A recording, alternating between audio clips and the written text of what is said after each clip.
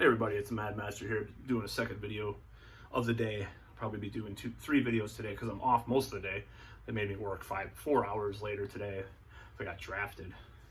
Speaking of that, happy Memorial Day. We really love the people since World War II that have died for the corporations' freedom and the freedom of the imperialist Americans. No, I'm just going to be straight up that I don't believe that most wars since World War II were for our freedom. And sorry, you can, ratio me if you want. I just don't believe that from what all I've read.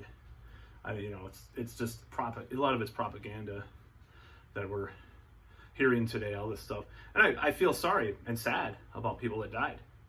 But I'm not going to sit here and say, well, going to war in Libya like a couple of years ago, we were fighting for our freedom. What? Or Syria? No, freedom of the oil companies, maybe. But whatever. This video is about right-wing extremism, and I've been watching a few new channels on YouTube about, more from the left perspective, because I think I did get sucked in a little bit hardcore in the last year to the right, so I need a palate cleanser / alternative. So I think it's Thought Slime is one of them. I'm trying to remember. There's a lot of channels I've been signing up for, though. Some of them do good work, like that the aforementioned one. Some of them don't. I was watching some analysis of Awaken with JP's videos from this guy, and he's getting shit wrong, and he's kind of straw manning him a little bit. So some left-wing channels, like I think it's Thought Slime, are really good because they're actually nuanced and actually intelligent. But some of them are not so good because they're just like, you fascist,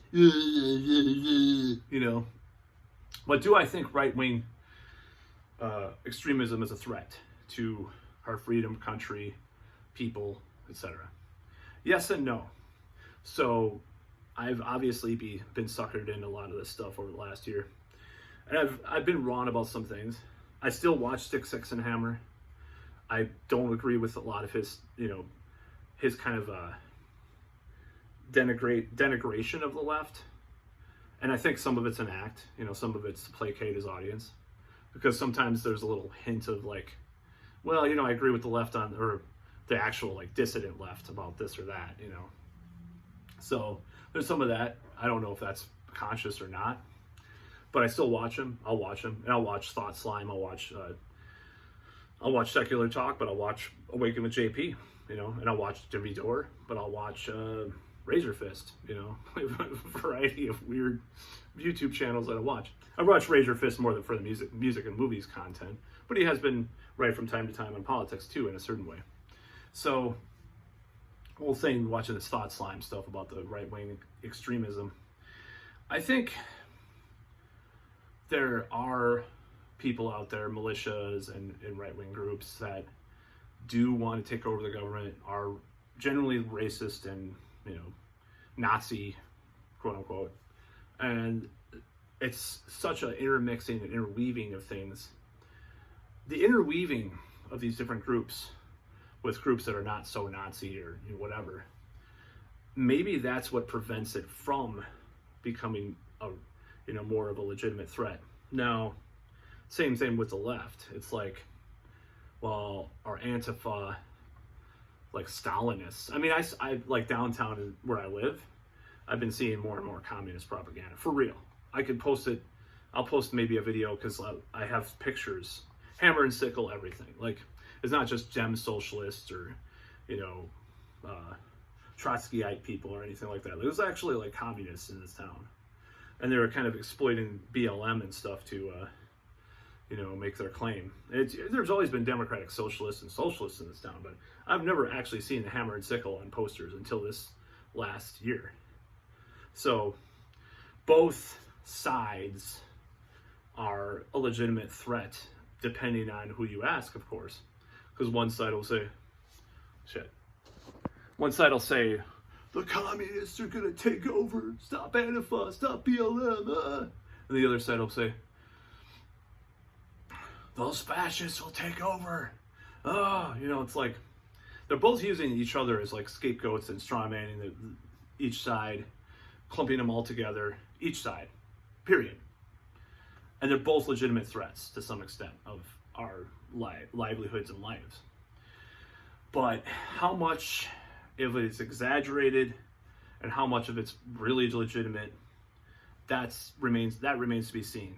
I mean, we're at a precipice in our lifetimes right now, because I'm calling it the fourth turning. That's a theory. Actually, I bought the book about that recently. Very interesting concept. Not going to go into it in this video, but there's going to be these different forces that, each actual legitimate political party exploits too, because they'll scare you about the communists, and they'll scare you about the leftists or the communists, and they'll scare you about the fascists and the Nazis. And there are legitimate fascists and communists in each side. Just the truth. It's always been that way. In the 90s or 80s, John Ashcroft maybe went to some Confederate associated neo-Confederate group to do a speech or something, or fucking what was his name? This one guy, Gary Hart, wrote a book about with Che Guevara in it. It's like, is he a communist? Is John Ashcroft a fucking neo-Confederate? Let's just give you an example. I don't know if that's an exact example, but it's kind of similar things that people have done in the past with both these sides. I think we should break out of these stupid categories and labels in the first place. It's like the left-right paradigm is shit. And Alex Jones was right about that years ago. I mean, he kind of flew the coop and made some money and decided to abandon that idea. But that was a good idea of his. It's a good idea to abandon the left-right paradigm. But yeah, some of these groups definitely are a legitimate threat to things, our civilization and everything. Now, how much of it is hubris and melodrama that's, from each side to win their political battles, or they're grifting, frankly, some of the time, obviously, it's a matter of debate. We should be having these debates, Should I continue to watch Six Hexenhammer videos because he aligns with some of these people, or should I have bought a Jordan Peterson book out of curiosity because he did go on Stefan Molyneux's show, he's a fucking racist, okay? He's a fucking racist. I don't care. If you believe in genetic anything with races, you're a fucking racist. Period. I mean, it's not that. And then there's other people I could probably watch and say they're a communist. Some of these people on YouTube are communists. They're actual fucking communists. That's just the way it goes, And to think that we have to sugarcoat everything, we can't. But yeah, I watch people that are associated with some bad people, and I know Six Hexenhammer is one of them, and I know Jimmy Dore had some Boogaloo Boy guy on there or whatever, I mean. But I mean, at least Jimmy Dore is trying to find ways that we can reconcile. You can't convince someone if you can't be their friend. If you're someone's friend, you can convince them better if you're their enemy, or you're scapegoating them or strawmanning them, right? So it's a really hard time that we're living in, because there's both these sides, these factions that are of extreme left and extreme right, as you call it. I don't know if I think, and they're both being used by the actual establishment to divide and conquer. That's what's really happening. Happened with Trump, but it happened with Biden too. It's like, don't disavow Black Lives Matter for months after these riots, and keep symbolically supporting them, even though you're a fucking racist douchebag that's supported police brutality and the drug war all your life. Just do that. Or Trump, let's play to this right-wing, far-right audience and talk about how the communists are taking over and all this shit. But, it's like both sides are exploiting each other for their grifts and to push their political cause. And the establishment is using the middle, really not the middle, but the establishment, which is, some people say it's right-wing, because it's politically, crony capitalists, they're libertarian, like super libertarian capitalists, regardless of what people say. They're not, certainly not anarcho-capitalists.